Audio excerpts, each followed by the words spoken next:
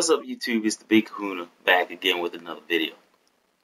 And I seen in one of the Facebook gaming groups, somebody posted an article which I had to laugh at. I thought it was so funny. Now, before anybody gets irate, you're a fanboy. You talk about my console of choice. I'm not saying anything is wrong with the PlayStation. But this person made an article and was talking about the share button, how it was the most innovative thing this generation. So I was really laughing my ass off. Are you freaking serious? What does the button do that I can't do by just saying X1, record that? Or snapping the game DVR and recording gameplay? Or tapping the guide button twice and hitting X and recording gameplay? Or tapping this twice and snapping it over and doing it also that way? Of course, it's faster with the Kinect, but that's neither here nor there. So, what does it do? And I do believe it has one feature that the X1 doesn't do, and that's doing share play. Now, I'm not going to downplay share play because I know there's been a lot of people who have downplayed that. That would be a nice feature to have on the console. Would I use it? I don't know. But it's always nice to have a feature on your console, and then if you decide to use it, you can. I don't use Skype all the time, but I know I can use it at any time. I don't use Twitch all the time, but I know I can use it at any time. But anyway, getting back to the old share button. The most innovative thing for real? Are you serious? Why is it that people want to give credit to their platform for doing something that's already been done before they did it? You know, you had a kind of big YouTuber out there that used to brag about PlayStation Home. PlayStation Home wasn't nothing new. It was being done on the PC, but it was called Second Life. Except for in Second Life, you could go a little further and do way more things than you could in Home. But I know that there's probably people out there that loved Home, and to those people, more power to you. But I didn't care for. I mean, there was some elements of Home that was kind of cool, like going into the movie theater. I never actually seen any movies playing on it. I seen game trailers, movie trailers, but that was it. But that's just me. So that was something that they were saying, you know, this is such a great feature, and, you know, Sony's done it again, and it's innovative, but that was nothing but a toned down Second Life from the PC. Now you got the share button, which the X1 does the same thing too, except for the share play thing.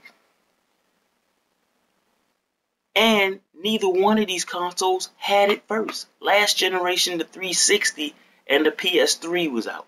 There was a console that people didn't even know about because they didn't hardly ever advertise the console. And then the name was kind of confusing because you have XB Live, and then you had this console called On Live. So people would get it confused and think that people was talking about Microsoft's online service for the 360, X1, or whatever. And they wasn't talking about that. It was a micro console, probably about this big, which you're going to see in a minute.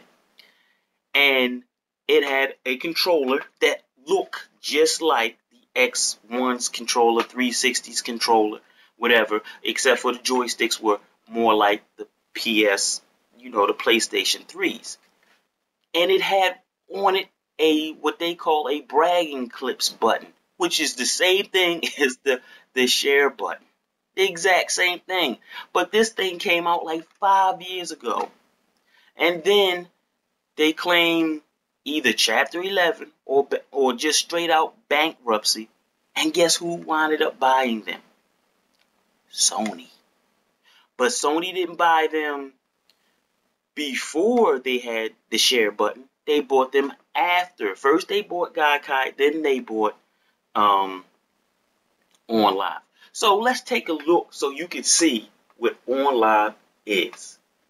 Xbox 360 controller, except for the layout of the analog sticks, of course.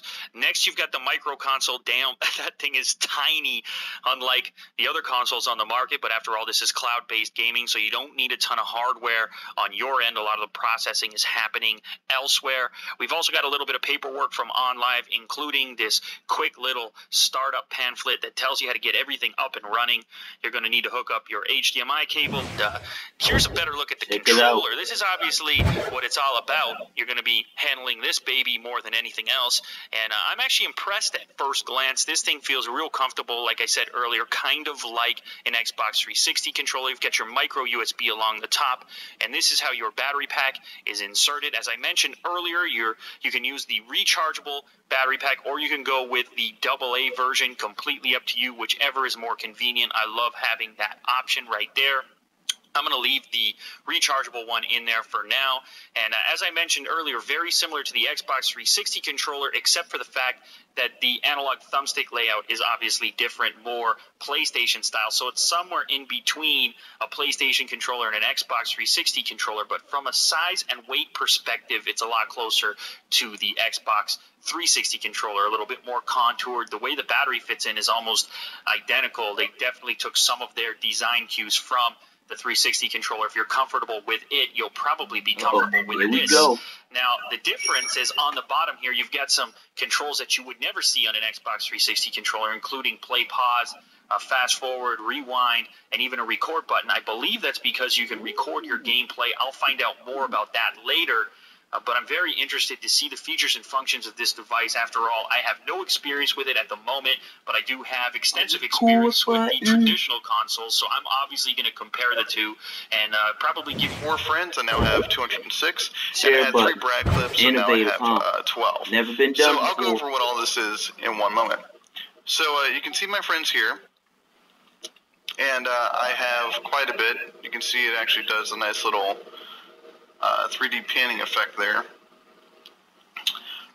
Then you have Brad clips. Now, Brad clips are 10-second clips of just cool stuff that happens in the game.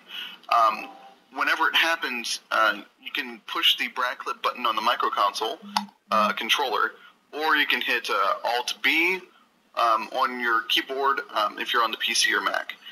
And you can just kind of look and see some really cool. So there you have it. Now, in my opinion, by no means, and I'm not trying to take down the PlayStation 4 or downplay the PlayStation 4, it's a great console. But to say that the share button is the most innovative thing this generation, when you clearly seen that there was a console that did it last generation. Now, just to be clear on what I mean on what's innovative, innovative is something like when Nintendo made the Rumble Pack and it changed gaming forever. What system do you play that doesn't have Rumble on it? That's innovation. But let me go to say I hated that controller. That controller was crappy. But that Rumble Pack, innovation.